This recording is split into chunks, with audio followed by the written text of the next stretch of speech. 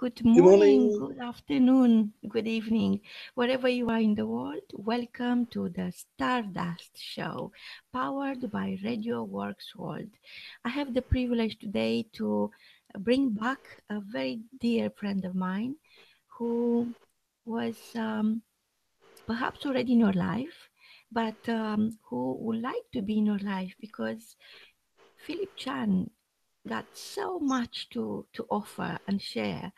It's just incredible how much love one person could share. Philip, tell us what's happening in your life and you are very excited about right now. Share it with us and with our listeners. Well, there's a lot of things that has happened certainly since Christmas. In my involvement in UNICEF, the United Nations Children's Fund, uh, the new program has been launched. The old program, which started about 50 years ago, was went out to serve 27 countries. The new program now has just started just before Christmas. Is now rolling out to 193 countries, which I'm very, very excited about, and it's going to have a huge impact. Also, in the recent years, I've been involved with the gifts in will.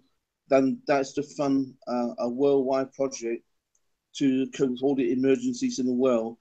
Normally, there's about over 300 emergencies in the world, but only one or two get reported. So the money is needed for that. So I've been very happy to be part of that, and also to become the children's champion to try and reunite about 40,000 children with their families. On other fronts, on my side, I've been actually doing some joint ventures with one or two people, and to promote the 10-second swing mass, and also to be working with other people to encourage children to actually to release their potential and the self-worth, and really to explore their the talents, because we have a limitation because of conditioning by our peers, by our families, and even of our teachers. And in the past year, I've been working with some pupils, people who said they're no good at work, especially in mathematics. And by sitting down with them within a short space of time, actually within 2 minutes, I can actually help to change their minds. Also, I'm very, very excited recently to attend the International Children's Day at the Sabrina Ben Salami and her families, and really see the fantastic number of children who want to be involved, to actually to raise their potential. This coming Tuesday, I've got an event in London at the Crown Plaza Hotel called Make the News. Well, I hope to share with you some information. And if you've got children, bring them along, because really it's a great opportunity for them to look at their potential and to raise the bar and what they can do.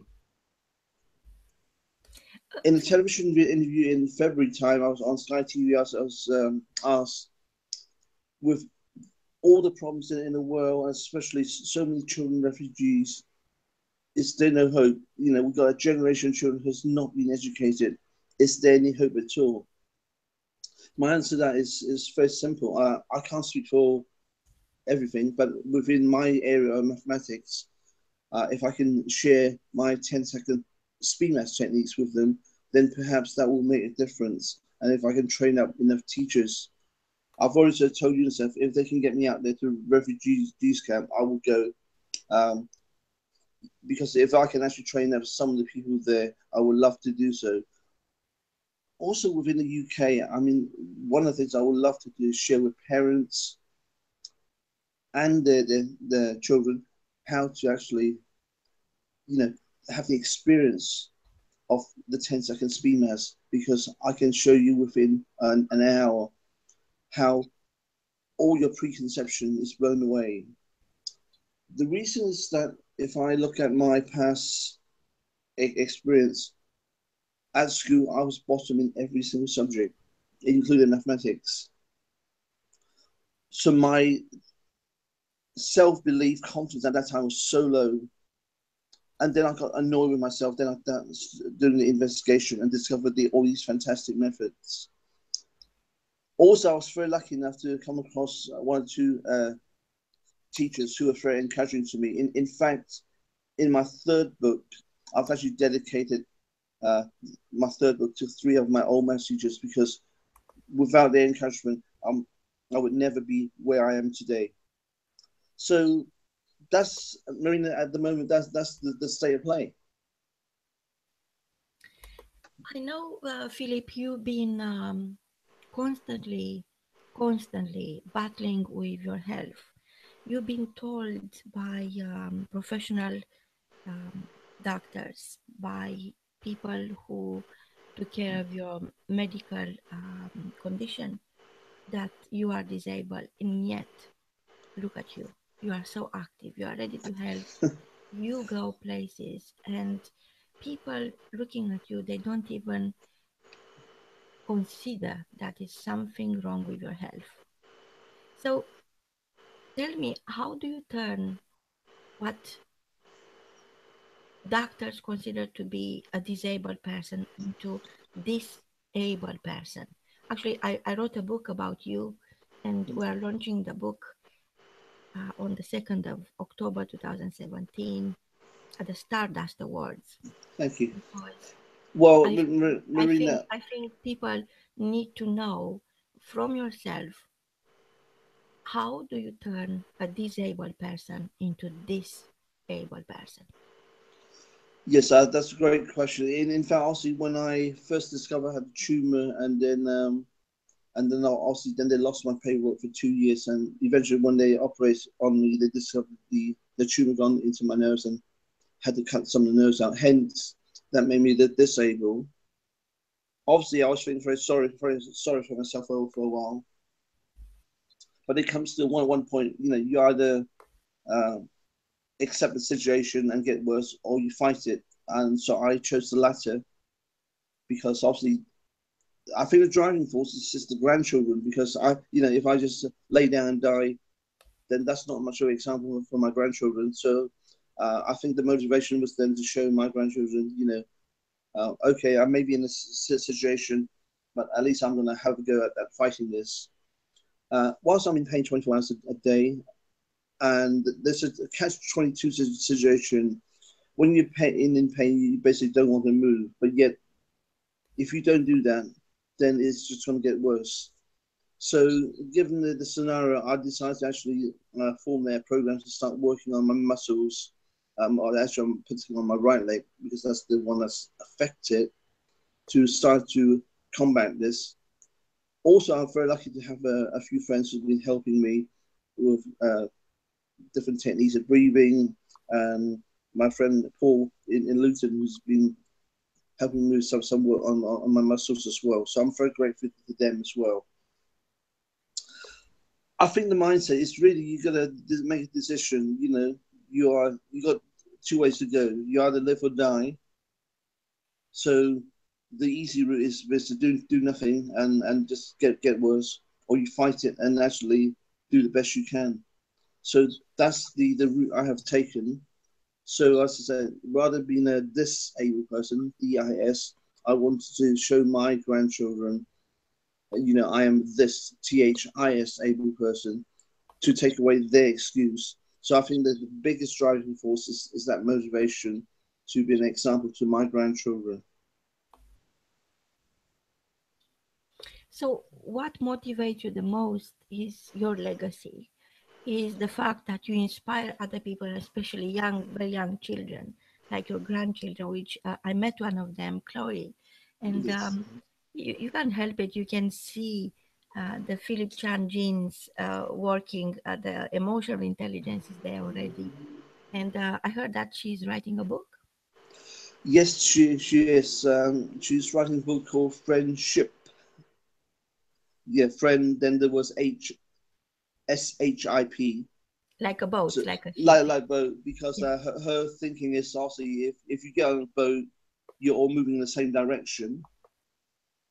And also if you on a ship that you really want to spend time with people that if you're stuck in one place, you want to have people that you want to be with and have fun with. So that was her initial idea. So we're working on that and developing the ideas over the next few months. But the important thing is not so much the writing of the book; it's actually the process of the different things that she'll be learning, and also in terms of her research, and also the way she have to come out of her shell. She's a very shy person. She's just turned 10, and so I hope that for her is a character building more than just the book itself. My Wow. challenge before Christmas, the doctor didn't think I'd be here now because of the high blood pressure, and because it's been consistently over something like 250, 260, and they can't seem to bring that down for a while. But I'm still here, but that's only a temporary blip. So I think the key thing is not look at the problem, but look at the solutions. Wow, there are so many questions coming down on my screen. I will have a question from Canada coming from a lady called Molly.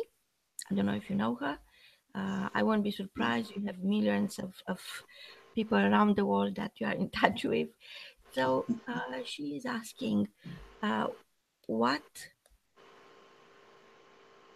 she's asking, what is your next project? Well, the next project actually, although I've actually got 14 books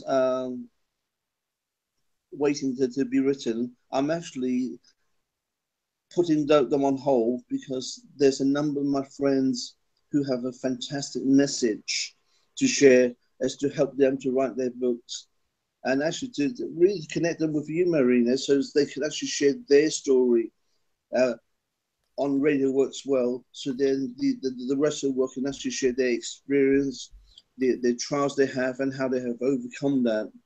And for me, that's the more important driving force at the moment. But the other thing I really want to do is do some joint venture with one or two people to promote my maths workshop so that people can experience, the to have fun with maths, to really have fun with maths, and also to work with children to enhance their ability and to open their mindset. In fact, actually, I was going to invite one of my pupil next Tuesday, Jess Stratton, to the meeting. Unfortunately, she actually tomorrow she's off to Czechoslovakia with the Great Britain team. She is the Paralympic gold medalist, and is one of my people. And she's actually away for 10 days, so I hope to invite her, another occasion. And Jess has done fantastically. She's in fact, she's the youngest Paralympian in Britain. So it's great to see how she used to be when I first met her in age 11. She's now 17 and she's doing brilliantly. So that's the type of things I really want to actually aspire people, especially children who think they have um, either disability or some hangout. When the bottom line is we limit ourselves by the way we think. So we need to change the thinking in the same way I did. You know, I, I was bottom in everything, but when I started to change, then things happened. I was very, very skinny, and then I got annoyed with that. Then I started a training program, and I got fitter, stronger, and then I've actually become reasonably successful at a few sports as well in the past. So that's the drift at the moment, Marina. Wow. Look, we know you are very very busy, and we can't wait to meet you on the red carpet. We thought that when you'll be one of the panelists at the next Make the News London, then people will have the chance to meet you, to hug you, and get contaminated with your stardust. You have so much going on, and yet you never complain. You always look at the bright side.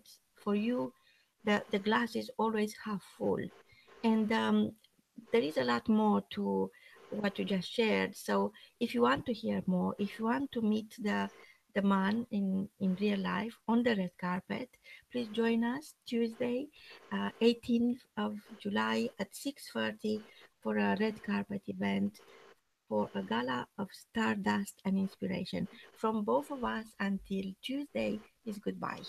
Share your stardust. Thank you, Marina, and I look forward to seeing as many of you as possible, so I can actually listen to your story as well. So for now, bye bye.